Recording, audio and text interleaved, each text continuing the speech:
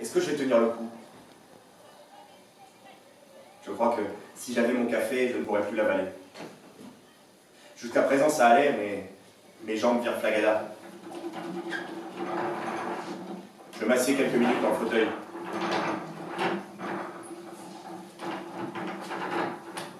Je croyais encore à l'avenir radieux quand nous avons eu Solange. Je n'y croyais peut-être plus aussi dur que naguère, mais encore assez pour vouloir un enfant. Ou alors, je voulais un enfant parce que je sentais du mot dans l'idéal. Je concède que la tribune du Kremlin me collait un frisson quand les missiles défilaient sur la place rouge. C'est étrange, concevoir un enfant est un geste désespéré d'espoir. Puisque Solange était dans son couffin, aucun doute n'était fondé. La Troisième Guerre mondiale, ça n'arriverait pas à son monde à elle.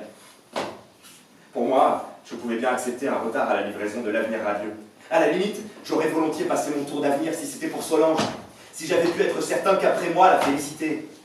On est prêt à n'importe quoi pour sa gamine, à se couper un bras, la tête, toute la vie.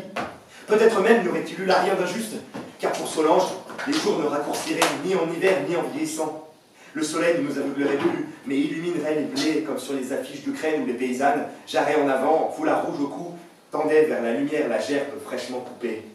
Et souvent, c'était aussi une femme qui conduisait le tracteur à l'arrière-plan. Dans le salon, j'ouvre le buffet.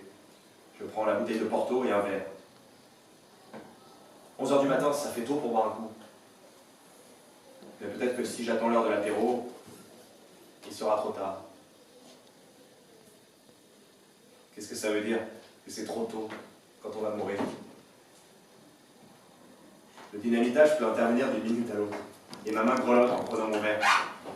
Je ne sais même pas si mes doigts auront le temps de le serrer, et s'ils y arrivent, aurai-je le temps de porter le verre à mes lèvres? C'est ça la vie. On ne veut pas savoir que ça peut s'arrêter à n'importe quel instant, et puis vient un moment où on ne pense plus qu'à ça. À n'importe quel instant. Qu'à ça. Commencer une phrase, ne pas avoir le temps de la finir. Faire des gosses et les aimer jusqu'à ce qu'ils vous contemplent comme un jouet usagé. Dresser la table pour un monde meilleur qui jamais ne sonne à la porte.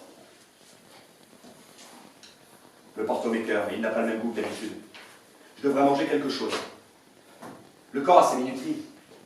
Même si je peine à déglutir et que ça ne servira à rien de me remplir l'estomac, en définitive, j'ai dans le cerveau un adjudant qui m'ordonne de bouffer. Ça a toujours existé, les contradictions entre la base et le sommet.